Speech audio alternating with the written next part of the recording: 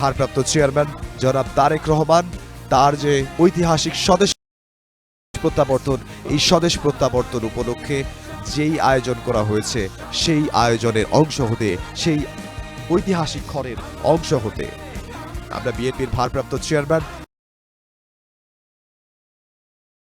জনাব তারেক রহমান তিনি যে তার গাড়িবহর যে ৩৬ জুলাই ৩৬ এক্সপ্রেসওয়ের দিকে যাচ্ছে সেটি আমরা সরাসরি দেখাচ্ছি এবং দুধারে যে রাস্তার দুধারে আমরা দেখতে পাচ্ছি অসংখ্য হাজারো মানুষ সেখানে অপেক্ষা করছেন।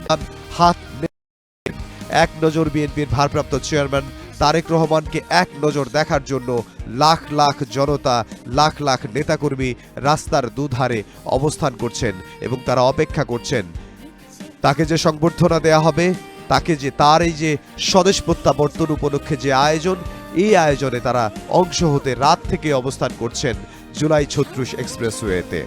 এখন জুলাই ৩৬ এক্সপ্রেসওয়ের পথে রয়েছে বিএনপির ভারপ্রাপ্ত চেয়ারম্যান জনাব তারেক রহমানের গাড়িবহর। আমরা সেটি দেখতে পাচ্ছি। এই যে এত মানুষের উচ্ছ্বাস, এত মানুষের ভালোবাসা, এত মানুষের আবেগ, সেটির জবাব কিন্তু তিনি হাত নেড়ে নেড়ে দিচ্ছেন।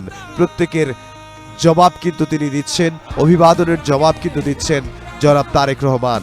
মানুষের জন্য যে রাজনীতি করা, জাতীয়তাবাদী রাজনীতি, বাংলাদেশের জন্য রাজনীতি করা, সেই রাজনীতি তিনি করতেন এবং তিনি বিভিন্ন সময় বক্তব্যে তিনি বলতেন, না দিল্লি না পিন্ডি, তিনি বাংলাদেশের হয়ে রাজনীতি করেন, বাংলাদেশের মানুষের জন্য রাজনীতি করেন।